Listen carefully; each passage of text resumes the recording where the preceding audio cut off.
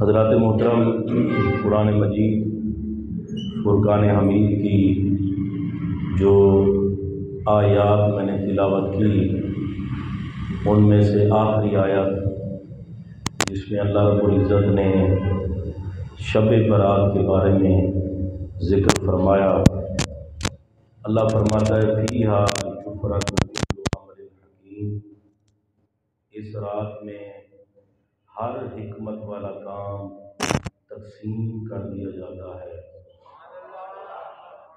یہ آیہ کریمہ پارہ نمبر 25 سورہ دخان کی ایک آیت ہے، اور میرے آقا علیہ الصلوۃ والسلام کا سورہ دخان کے بعد حضور علیہ الصلوۃ والسلام ارشاد فرماتے ہیں کہ جو بندہ سونے سے پہلے سورہ دخان پڑھ لے 70,000 ملائکہ اس کی حفاظت کرتے ہیں۔ ایک اور ارشاد گرامی میرے پاک نبی صلی اللہ علیہ وسلم کا، حضور فرماتے ہیں جو بندہ جمعے کی رات کو یا پھر جمعے کو سورہ دخان کی تلاوت کرتا ہے، بن اللہ لہ بیتا فی الجنہ، اللہ اپنی شان کے مطابق اس کے لیے جنت میں گھر بناتا ہے۔ تو اسی صورت میں سے ایک آیت بڑی صورت کتنی عظمت ہے، بندہ اور حفاظت کے بعد تلاوت بندہ قرآن بھی کرتا ہے، اللہ کے پاک ملائکہ کرتے ہیں۔ بڑی عجیب بات ہے، بندہ جب قرآن پڑھتا ہے کوئی یہ نہ سوچے معاذ اللہ کہ وہ قرآن پڑھ کے اپنے رب کو فائدہ پہنچاتا ہے، اور معاذ اللہ کو یہ بھی نہ سوچے کہ قرآن نبی پاک کا فرمان پڑھ کے رسول اللہ کو فائدہ پہنچاتا ہے۔ جو بھی قرآن پڑھتا ہے، رسول اکرم صلی اللہ علیہ وسلم کا فرمان پڑھتا ہے، تو وہ اپنے لیے پڑھتا ہے، اس کے لیے بہتر ہوتا ہے، اس کی عظمت و شان کے لیے ہوتا ہے۔ پڑھتا وہ قرآن ہے، اس پہ خدا بھی راضی ہوتا ہے، پیارے مصطفیٰ بھی راضی ہوتے ہیں۔ تو قرآن مجید فرقان حمید کا یہ مقام بتا رہا ہے، صاحب تفسیر روح البیان علامہ اسماعیل حقیقی بہت سارے نام لکھے، اور آپ کو پتا ہو شب برات کون سی رات ہوتی ہے؟ شعبان کی رات کو شب برات کہتے ہیں۔ آج 12 تاریخ ہے، کل نہیں تو پرسوں بروز اتوار، اتوار کی جو رات آ رہی ہے وہ شب برات کی رات ہے۔ یہ وہ رات ہے، میرے آقا علیہ الصلوۃ والسلام نے فرمایا، جس میں بندوں کے اعمال اللہ کی بارگاہ میں پیش کیے جاتے ہیں، اور جس نے جو کرنا ہوتا ہے وہ اس رات میں لکھ دیا جاتا ہے۔ کسی نے دنیا میں آنا ہے،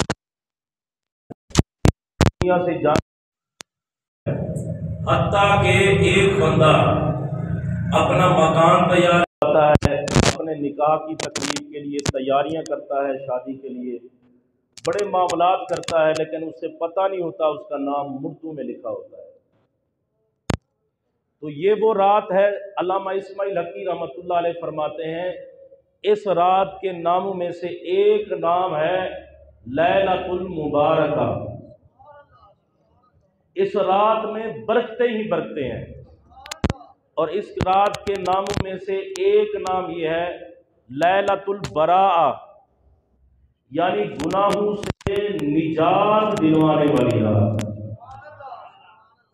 بندہ جب اللہ کی بارگاہ میں آ جاتا ہے اور سچے دل سے توبہ کرتا ہے، اللہ پھر بندے کی اوقات نہیں دیکھتا، اپنی ذات دیکھتا ہے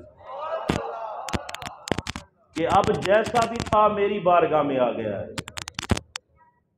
صحیح حدیث ہے، ان علی ابن ابی طالب رضی اللہ تعالی عنہ قال قال رسول اللہ صلی اللہ علیہ وآلہ وسلم اذا كانت لیلۃ النصف من شعبان، رسول اللہ علیہ الصلوۃ والسلام ارشاد فرماتے ہیں جب شعبان المعظم کی 15ویں رات آئے تو کیا کریں حضور؟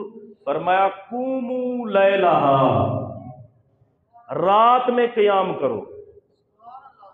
رات کو کیا کرو جی؟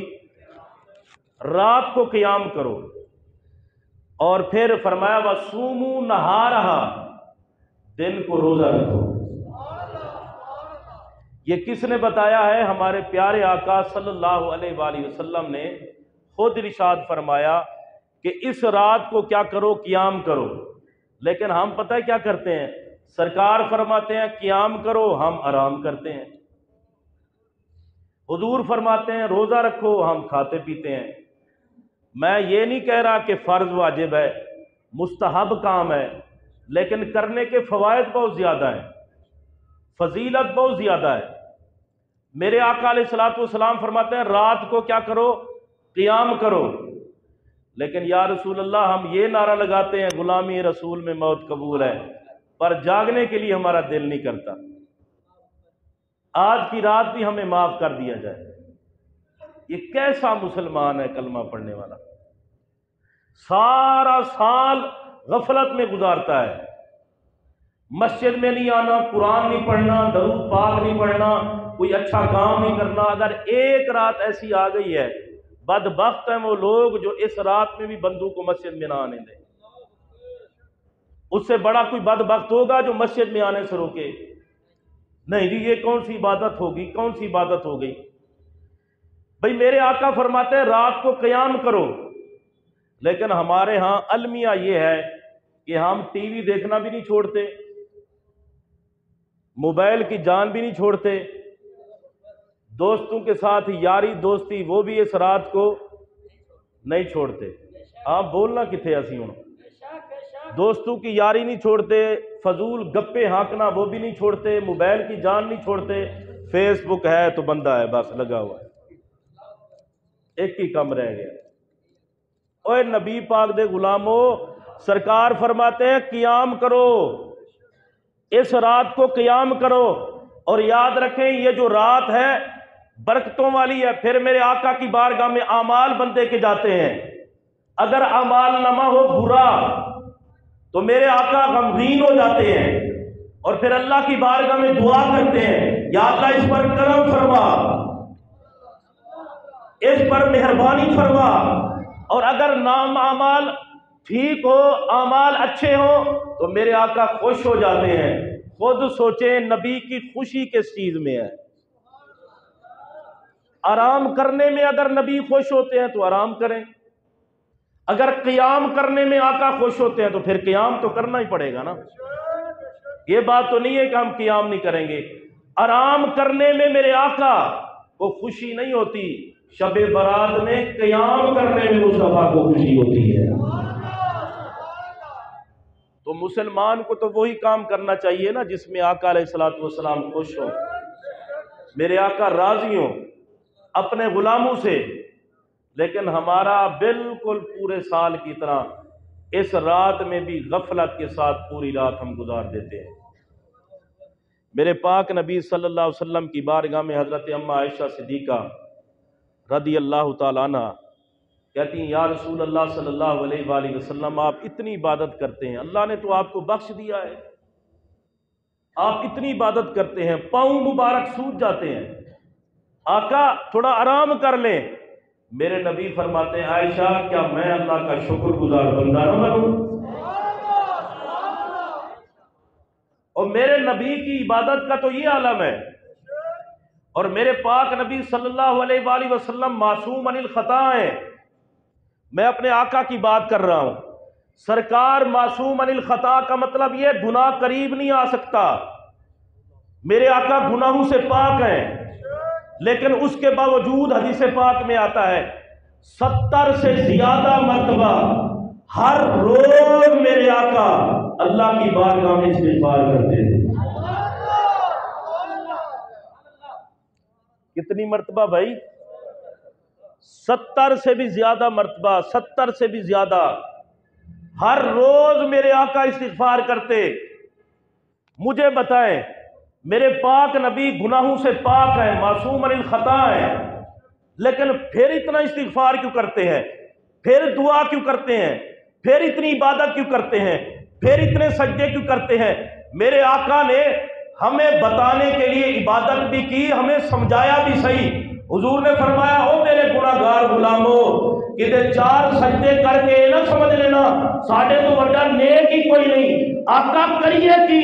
فرمایا میں محمد عربی ہو کے سارے نبیوں کا تاجدار ہو کر دن میں 70 سے زیادہ اللہ کی بارگاہ میں استغفار کر کے اپنے غلاموں کو بتا رہا ہوں، او میرے غلاموں، 4 سجدے کر کے 10 حج کر کے روزے رکھ کے کہیں یہ نہ کہہ دینا کہ ہم سے بڑا نیک کوئی نہیں ہے۔ آقا کرے کیا؟ فرمایا جتنی زیادہ عبادت کرو گے اتنا زیادہ اللہ کی رحمت برسے گی۔ فرمایا کبھی بھی دل میں یہ خیال نہ کرنا کہ بڑا نیک ہو گیا ہوں، محمد کی سنت سمجھ کے نماز بھی پڑھتے رہنا، قرآن بھی پڑھتے رہنا، محمد کی ذات پہ درود و سلام۔ کبھی تمہارے دل میں یہ خیال نہ آئے۔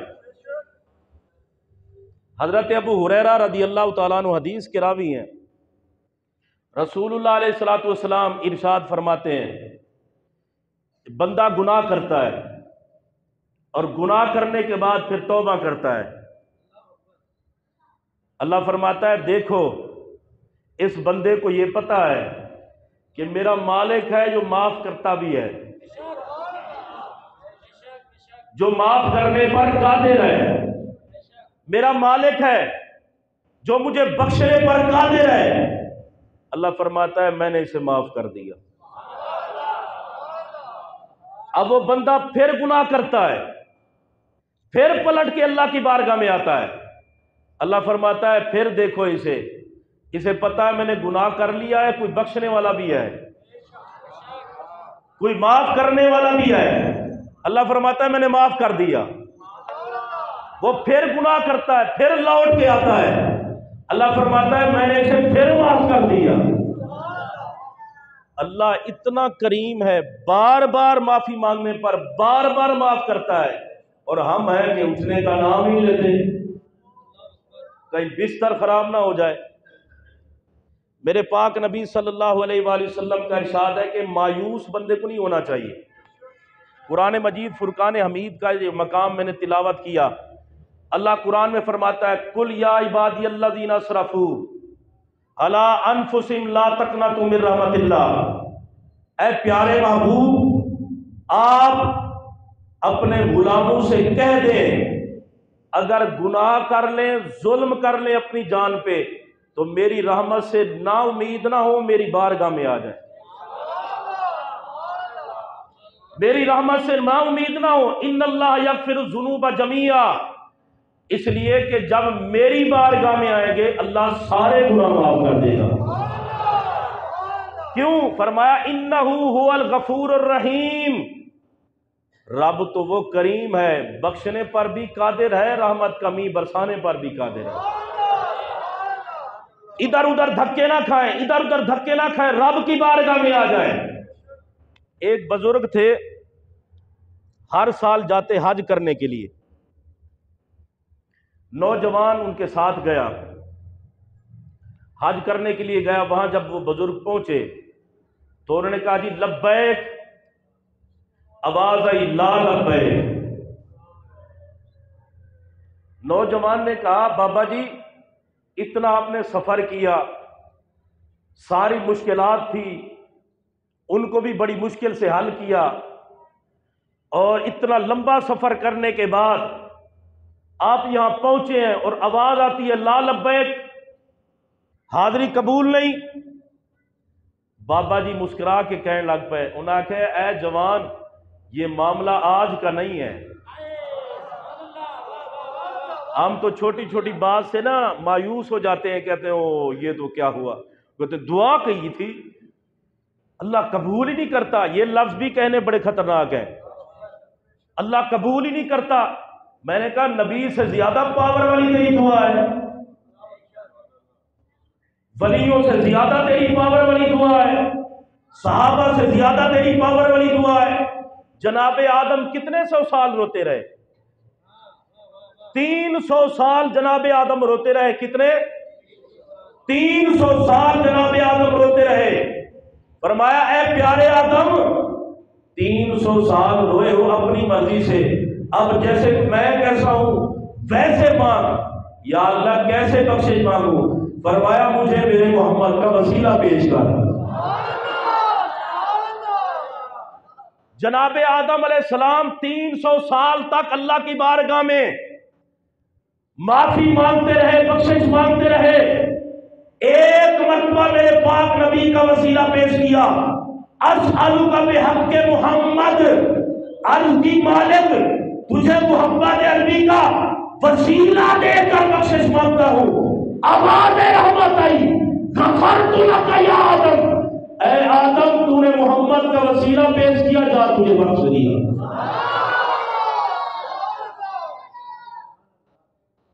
کہتے ہیں دعا قبول ہی نہیں ہوتی، وہ تمہارے لیے اچھا ہوتا ہے اگر دعا قبول اس وقت نہیں ہوتی۔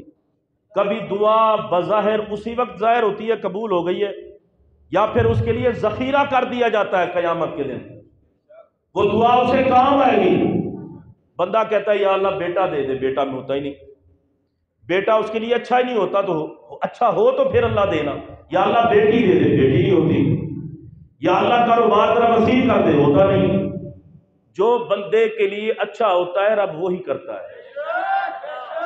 مجھے بتائیں کسی کا معاملہ اس کی ماں کے سپرد کر دیا جائے، بلکہ مجھے ایک بات یاد آئی، دو بھائی تھے، دو بھائی، ایک نیک تھا تھوڑا اور ایک بیچارہ گناہگار تھا۔ گناہگار فوت ہونے کے قریب ہوا، نیک قریب آ گیا، کہنے لگا بھائی جان میں ساری زندگی تجھے سمجھاتا رہا، کوئی اچھے کام کر لے، کوئی نیک کام کر لے، پر تو نے کوئی نیک کام نہیں کیے، اب تیرا آخری وقت ہے، کچھ کہنا چاہتا ہے، اب تو اللہ کی بارگاہ میں کیا جواب دے گا؟ اس نے کہا بھائی مجھے ایک بات کا جواب دے، قیامت کا دن ہو اور میرا معاملہ اور آپ کا معاملہ ہماری ماں کے سپرد کر دیا جائے، کیا ماں ہماری چاہے گی کہ ہم جہنم میں جلیں؟ رب دی رحمت سبحان اللہ کہہ رہے ہیں۔ اگر معاملہ ماں کے سپرد کر دیا جائے تو کیا ماں ہماری چاہے گی کہ بیٹا جہنم میں جلے؟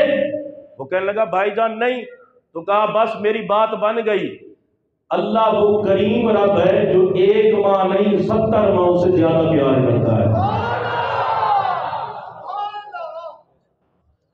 پتہ ہے میں گناہگار ہوں لیکن غدار نہیں ہوں، مجھے پتہ ہے میں نے گناہ کیے ہیں، نیکیاں کوئی نہیں میرے پلے، پر اس کی رحمت سے نا امید نہیں ہوں۔ وہ بندہ فوت ہو گیا، خواب میں پوچھا گیا تیرے ساتھ معاملہ کیا ہوا؟ اس نے کہا وہ جو میں نے جملے کہے تھے نا اللہ نے ان کی وجہ سے بخش کے جنت ہی کر دی۔ وہ اس کی رحمت ہے اور رحمت بڑی وسیع ہے۔ اب وہ بزرگ پتہ ہے کیا کہنے لگے؟ اس نے کہا نوجوان میں یہ آج کا معاملہ نہیں ہے، مجھے 2-4 سال نہیں ہوئے بلکہ 70 سال ہو گئے اللہ کی بارگاہ میں آتے ہوئے، 70 سال ہو گئے رب کے گھر میں آتے ہوئے، اور ہر سال ہر مرتبہ میں کہتا ہوں لبیک، جواب آتا ہے لا لبیک، تیری حاضری قبول نہیں، تیری حاضری قبول نہیں۔ نوجوان کہنے لگا تو آپ کی بات مجھے سمجھ نہیں آتی۔ اس بزرگ نے جو جملے کہے مزیدار ہے، اس نے کہا بیٹا سن، میں اس لیے بار بار آتا ہوں، حاضری قبول کرتا بھی نہیں اور بار بار بلا بھی لیتا ہے۔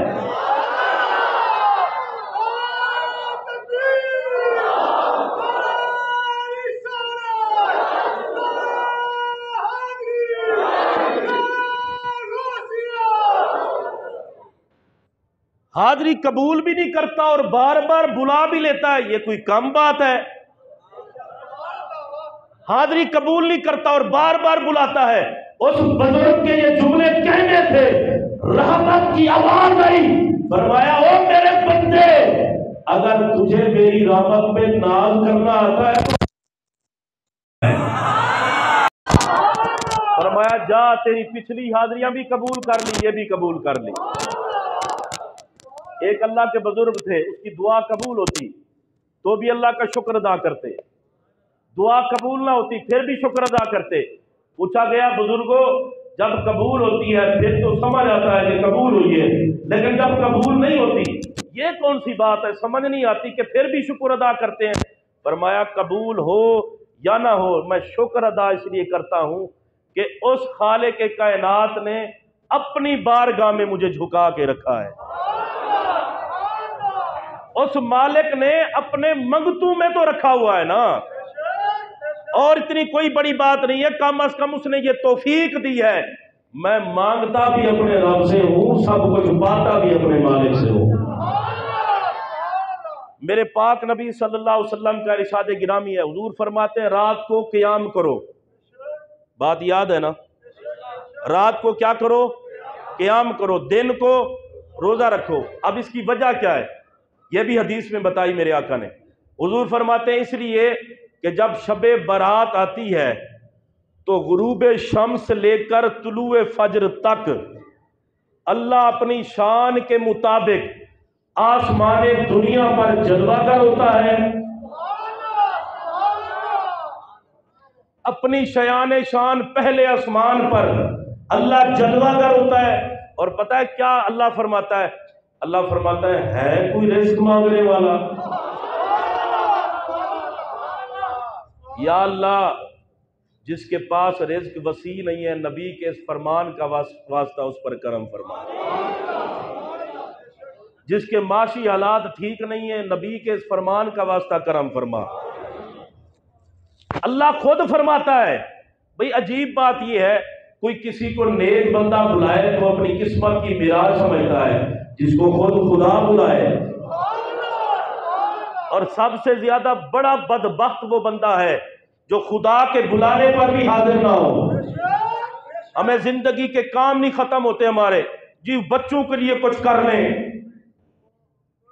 پورا سال تو نے کیا ہے وہ کم ہے، ایک رات نہیں دیکھ سکتا اپنے مالک کو، ایک رات تیرے پاس ٹائم نہیں ہے کہ جا کے اپنے مالک کو منا لے، اللہ کی بارگاہ میں کر لے۔ ساری زندگی ہم کمائی کرتے ہیں، ساری زندگی، اور پورا سال لگے رہتے ہیں کمائی کرنے پر، اور اللہ کے بندو ایک رات اگر اللہ نے دی ہے، موقع دیا ہے، زندگی بھی ہے، سانسیں چل رہی ہیں، تو ان لمحوں کو ضائع نہ کرو، بلکہ ان لمحوں میں اللہ کی بارگاہ میں آ کے کہو مالک جتنے گناہ ہوئے معاف کر، آئندہ گناہوں سے ہمیں بچا، اور اپنی بارگاہ میں ہمیشہ جھکنے والا بنا۔ اللہ خود فرماتا ہے کوئی رزق مانگنے والا اسے رزق عطا کر دوں، ہے کوئی ایسا جو مشکل میں پھنسا ہو اس کی مشکل کو حل کر دوں، ہے کوئی ایسا بندہ جو بے اولاد ہو صالح اولاد عطا کر دوں، اگر کوئی دنیا دار بلائے تو اس کی اولاد ہوتی ہے، خود پروردگار شب برات میں لوگوں کو بلا کے کہتا ہے آؤ میری بارگاہ میں، رزق نہیں ہے رزق دوں گا، اولاد نہیں ہے اولاد دوں گا، صحت نہیں ہے صحت دوں گا، مشکل میں پھنسے ہو مشکل کو حل کر دوں گا۔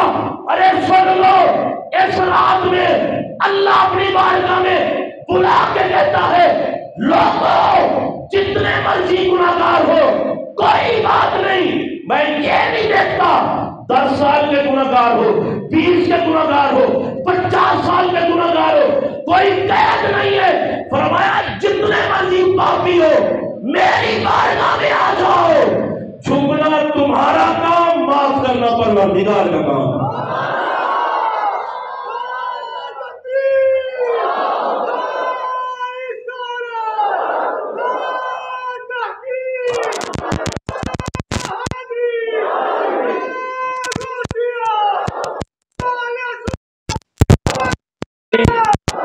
ہماری مقصد نہیں ہے یا اللہ 1 گھنٹہ دے سکتے ہیں، اس سے زیادہ نہیں دے سکتے، اور جڑا 1 گھنٹہ نا پھر ثواب ہی انہاں لبنا ہے۔ چلو ہماری مجبوری، بندہ کہے مولوی صاحب محفل میں ہوتے ہیں، چلو محفل کسی کے ہوئی تو ہے نا، اور جاگ تو رہے ہوتے ہیں نا بھائی، چاہے محفل میں ہو یا کسی جگہ پہ ہو جاگ تو رہتے ہیں۔ محفل میں کیا ذکر نہیں ہوتا؟ بولے محفل میں تلاوت قرآن مجید نہیں ہوتی، سرکار کا ذکر ہوتا ہے، شب برات کا ذکر ہوتا ہے، تو محفل میں رہنا بھی تو ذکر میں رہنا ہے نا۔ اس لیے اس رات کو اپنی مصروفیات ترک کر دیں اور اللہ کی بارگاہ میں سچے دل سے توبہ کریں۔ وہ تو بڑا کریم رب ہے. قیامت کا دن ہوگا، ایک بندے کے بارے میں حکم ہوگا جہنم میں لے جاؤ. یہ رب کی رحمت کی بات بتانے لگا ہوں اور آپ کو سن کے مزہ آئے گا انشاءاللہ. حکم ہوگا جہنم میں لے جاؤ. بندہ جا رہا ہے جہنم میں، تھوڑا سا اس نے سفر کیا، پتہ ہے کیا کرتا ہے؟ ادھر میری طرف دیکھنا. تھوڑا سفر کر کے نا یوں کھڑا ہو کے یوں پیچھے دیکھتا ہے. کہہ لو سبحان اللہ. تھوڑا سفر کیا، پیچھے دیکھا، پھر فرشتے لے کے چلے. تھوڑا اور سفر کیا، کھڑا ہو کے پھر پیچھے دیکھتا ہے، پھر چل پڑا. جب جہنم کے قریب پہنچ گیا وہاں جا کے پھر پیچھے دیکھتا ہے. اب یہ جملے سنے اور تڑپ جائیں. رب نے دیکھا، فرمایا وہ ملائکہ اس بندے کو واپس لے آؤ. یہ تو جہنم میں جا رہا ہے. فرمایا پوچھوں تو صحیح وجہ کیا ہے؟ اے موڑ موڑ کے پیچھے کیوں ویندا ہے؟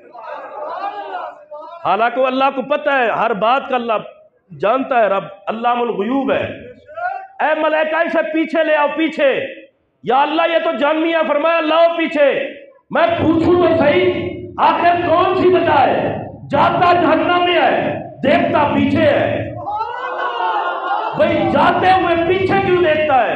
اللہ نے اسے بلایا اپنی بارگاہ میں، فرمایا کھڑا ہو جا. فرمایا یہ بتا 3 مرتبہ تو نے پیچھے مڑ کے دیکھا، خیریت ہے؟ یا اللہ جا جہنم میں رہا تھا پر تیری رحمت یاد آ گئی. یا اللہ جڑا سبحان اللہ آکھے انہوں حصہ ملے، انہوں نبی دی شفاعت دا لنگر لبے. یا اللہ جا جہنم میں رہا تھا تیری رحمت یاد آ گئی. فرمایا کیسے؟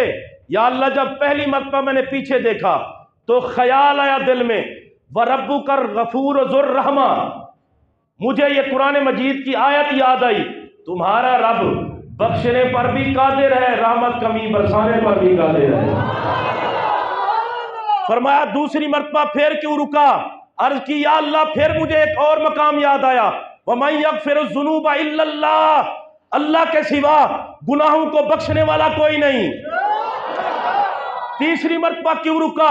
کہا یا اللہ مجھے یہ فرمان یاد آیا، قُلْ يَا عِبَادِيَ الَّذِينَ أَسْرَفُوا عَلَىٰ أَنفُسِهِمْ لَا تَقْنَطُوا مِن رَحْمَتِ اللَّهِ. اللہ نے قرآن میں کہا ہے او میرے بندو گناہ کر کے میری رحمت سے نا امید نہ ہونا، مایوس نہ ہونا. میں رب بڑا کریم ہوں، اگر چاہوں تو دنیا میں بخش دوں، چاہوں تو قبر میں بخش دوں، چاہوں تو بغیر حساب کے جنت میں جانے دوں.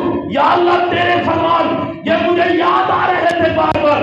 رب نے کہا ملائکہ تم گواہ ہو جاؤ، تمہیں گواہ بنا کے اگر اسے میری رحمت پہ ناز کرنا آتا ہے تو ہمیں معاف کرنا بھی آتا ہے.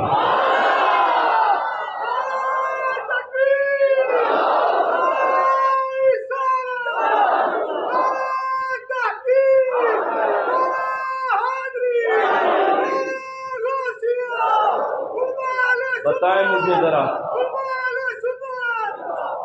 بتائیں مجھے وہ کتنا بڑا پاپی ہوگا اگر اتنا بڑا گناہگار بخشا جا سکتا ہے تو نبی کے نوکر نہیں بخشے جا سکتے؟ یہ ہم مسلمانوں کے لیے بہت بڑا المیہ ہے کہ آج ایک کلمہ پڑھنے والے مسلمان کو نبی پاک کا صحیح معنوں میں نہ ہی نہ آئے. سوشل میڈیا پہ ویسے مارتے تو کھچے ہی ہیں، لیکن کوئی گل ہو جاتی ہے صحیح بھی ہو کر دینے. وہ کوئی پوچھ رہا تھا نبی پاک کے بارے میں، نام کا ہی نہیں پتا، مسلمان ہے، ہم نے کلمہ پڑھا ہے سرکار کا، نعرے بڑے لگاتے ہیں جی کلمے کتنے ہیں پتہ نہیں، تیسرا کلمہ کون سا ہے، دوسرا کون. جب یہ مسلمانوں کا حال ہوگا پھر یہی فیصلے ہوں گے جو آپ دیکھ رہے ہیں. یہ ساڑھا اپنا قصور ہے. جب مسلمانوں کو نبی پاک کا نام کا نہیں پتا تو اور کیا پتا ہوگا ان کو. پھر سپریم کورٹ یہ فیصلے دے گی کہ نہیں دے گی، پھر قادیانی حاوی ہوں گے کہ نہیں ہوں گے. اللہ معاف فرمائے۔ مجھے بتائیں یہ مسلمانوں کا ملک ہے، کلمے کے نام پہ بنا ہے ملک، تو کیا یہاں پر امریکہ کا نظام چلے گا؟ بولے اب تسی بول لو بتاؤ تے حاضری لگ جائے تھوڑی۔ یہاں پر امریکہ کا نظام چلے گا، انگلینڈ کا چلے گا، یورپ کا چلے گا؟ بھئی کلمہ کے نام پہ بنا ہے، یا قرآن کا نظام چلے گا یا نبی کے فرمان کا چلے گا؟ تو جنہاں نو پتہ ہی کوئی نہیں قرآن حدیث دا انہاں فیصلے کی کرنے نے۔ میں ممبر پہ بیٹھ کے، اور آپ اس بات پر اگر متفق ہیں تو بے شک سارے کہیں، ممبر پہ بیٹھ کے مذمت کرتا ہوں پر بھرپور سپریم کورٹ کے اس فیصلے کی جو قادیانیوں کے حق میں دیا۔ آپ کرتے ہیں مذمت؟ ہاتھ لاؤ، ہاتھ چکو۔ اے دیکھو بس ٹھیک ہے، اتھے جدو حاضری لگنی ہے نا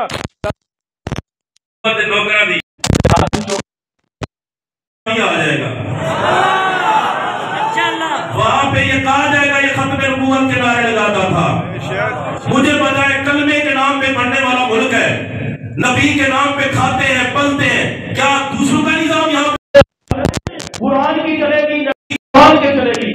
اور یہ بات یاد رکھیں اور حدیث کا فیصلہ ہے، احادیث میں رجالی ملا کے رسول اللہ وخاتم النبیین، میرے نبی فرماتے ہیں انا خاتم النبیین لا نبی بعدی۔ قرآن اور حدیث کا فیصلہ یہ ہے اگر اس ملک میں نظام چلے گا تو صرف محمد عربی کا چلے گا۔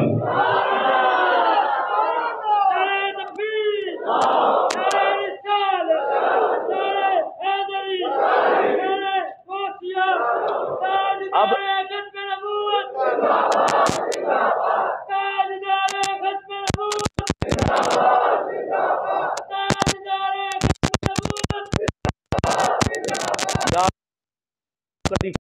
جڑے تاجدار ختم نبوت تاجدار لو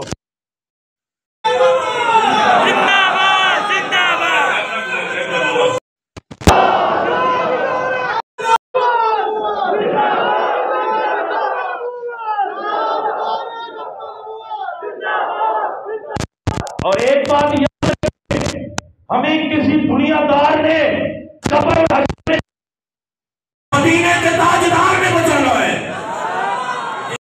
محبت کہہ چھوڑو سبحان اللہ۔ بعد میں کہتے ہیں مولوی صاحب جذباتی ہو گئے، بھائی مسئلہ ہی جذباتی ہونے والا ہے۔ کلمے کے نام پہ بننے والے ملک میں محمد عربی کا نظام نہیں چلے گا تو کسی کے باپ کا نظام نہیں چلے گا۔ یہاں پر اگر رہنا ہے تو نظام مصطفیٰ کا چلے گا، یہاں پر جینا ہے تو نام مصطفیٰ کا چلے گا۔ اس لیے ہم آئے بھی مصطفیٰ کے لیے، مرے بھی مصطفیٰ کے لیے۔